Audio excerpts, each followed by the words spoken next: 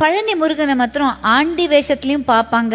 ஆனா அது முடிச்சுட்டு ஃபுல்லா சக்கரவர்த்தியா அந்த வேஷத்துலயும் பாக்குறது ரொம்ப அதுதான் அம்சமானது. அது அது அதுக்கு ஒரு தனி ஒரு ஐதீகம் இருக்கு இல்லையா? அது என்னது? அது காலையில அவன் ஆண்டி குளத்துல இருப்பான், சாயந்தரம் ராஜ அலங்காரத்துல இருப்பான். காலையில நீங்க வாழ்க்கையில எதுவுமே இல்லாம அவன் முன்னாடி போய் நின்னாலும் அன்றைக்கு மாலைக்குள்ளேயே உங்கள் வாழ்க்கையில் அவன் ஒரு மிகப்பெரிய மாற்றத்தை நிகழ்த்தி காட்டுவான் அப்படின்றத ராஜ அலங்காரம்.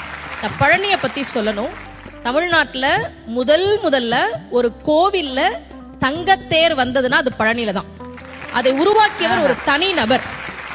VVCR முருகேசர் அவர் பேரு. 1947 அவர் மட்டும் ஒரு தங்கத்தேர் பழனிக்கு உருவாக்கி கொடுத்தார். இன்னைக்கும் அந்த தங்கத்தேர் தான் பழனியில இருக்கு. அதன் பிறகுதான் மற்ற கோவிலுக்கு வந்தது. விடுதலை கிடைச்ச கையோட ஒரு தங்கத்தேரையும் வாங்கிட்டாரு போல இருக்கு. ஏன் ஒரு தனிநபர் பழனி கோவிலுக்கு தங்கத்தேர் செஞ்சு கொடுக்கணும்? அவருக்கு ரொம்ப வருஷமா குழந்தை இல்ல. முருகன் கிட்ட, பழனி முருகன் கிட்ட மனமுருகி வேண்டார்.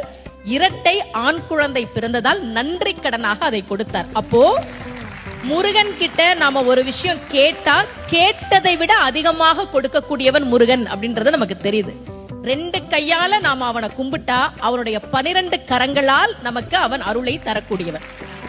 பக்கரைவி சித்திரமணி பொற்கலனை இட்ட நடை பற்றி என்னும் முக்கிர துரகமும் நீப பக்குவ மலர்த்தொடையும் அக்குவடு பட்டொழிய பட்டுருவ விட்டருள் கைவடி வேலும் திக்கது மதிக்கவரு குக்குடமும் ரச்சை தரு சிற்றடியும் முற்றிய பன்னிருத்தோளும். தமிழ் இது முருகனே சொன்ன திருப்புகள். முருகன் ஏன் காலை சின்னதா வச்சிருக்கான் தெரியுமா? நாமெல்லாம் புடிச்சுக்கிறதுக்கு வசதியா சின்னதா வச்சுக்கிறான். அந்த சின்ன காலை நம்ம புடிச்சுக்கிட்டா பெரிய கையால இந்தா வச்சுக்கோ என்று கொடுக்கக்கூடியவன் தான் முருக பெருமான்.